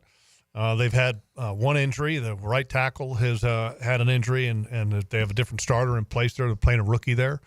But it's a very good offensive line. They got their center back in Kelly. Quentin Nelson is playing, I think, at a pretty high level. Left tackle Ryman, I think, is a good football player. That's a good group. All right, Logs, Happy New Year to you. Happy New Year. And yours. We'll see you next week, and we may be checking the tape or we may be checking the fallout. We'll check whatever out we need to check Whatever happens, we'll be here, and we'll be chronicling it all along with all of you who have your various hopes and desires for how things play out. So we'll see how that goes. We are off tomorrow. We'll return on Thursday with Mike DeRocco for a final breakfast bowl of the season. What's the tally there, by the way? Tony's ahead, I think, right? You're still ahead? I haven't. Is Dylan closing in on you? I haven't. No, he was like 100 points back. Boy, but he picked up a lot so I think this he's week. still back like 50. Who's the caboose? D-Rock. D-Rock, yeah. Poor D-Rock. Yeah. D-Rock's been providing breakfast for all what's the the hungry. count? Like, how bad? He's going to be buying breakfast to open the year next year. He smells bad? Yeah, he it's, really it's stinks? like he's bought breakfast a good bit this year. He has. Maybe but 8 we times. finally put the rule in this year that whoever finishes last the next year, week 1, because we haven't played a week yet, has to bring the breakfast that week. And we're counting on you. It's a D-Rock. virtual guarantee he's going to be bringing breakfast. D-Rock at least been bringing in good breakfasts? Because, I mean, he's like, about At this point, he should have a sponsorship. He's about this Come thin. on, I Mike. mean, he's wasting away to nothing. I want to make sure he's not bringing you in some of the things he's eating. He's good. All right, Very good. we got to get out of here. Helmets and Heels coming up next. For Jeff Lageman, Tony Smith, and Dylan Denmark, I'm Mike Dempsey. Happy New Year from us and everybody here at 1010XL, and we'll talk to you on January 2nd right here on Jaguars Today on 1010XL 92.5 FM.